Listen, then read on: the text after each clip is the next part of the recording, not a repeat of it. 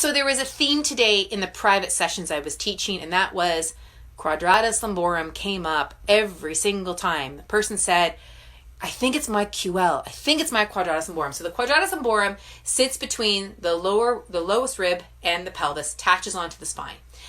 Part of what it does is it can hike the hip, or it can pull the ribs down, right? So it can shorten up that one side.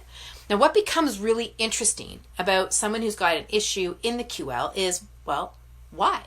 Why does the QL feel the need to do what it needs to do? Because so often, as I've liked to said for many, many, many, many years, is that where the pain is not the problem. So where the QL could have an issue, why? What's really going on, right? And this deviates from a common thought pattern of, okay, well, if the issue is in the particular muscle, like the QL, then that's where the issue is. But what I've noticed over and over and over again is that the issue might be expressing itself there, but it's actually not it. It's the response, it's the expression of an overall limitation or pattern of dysfunction.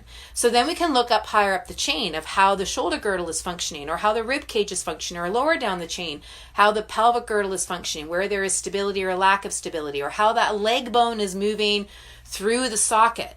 Because we often can see some lack of stability or lack of mobility, which then has a dysfunctional pattern. And the QL says, okay, well, I'm going to put my superhero cape on and I'm going to just lift that pelvis to get that leg through, or I'm going to pull that rib cage down, or to help that arm do whatever it needs to do.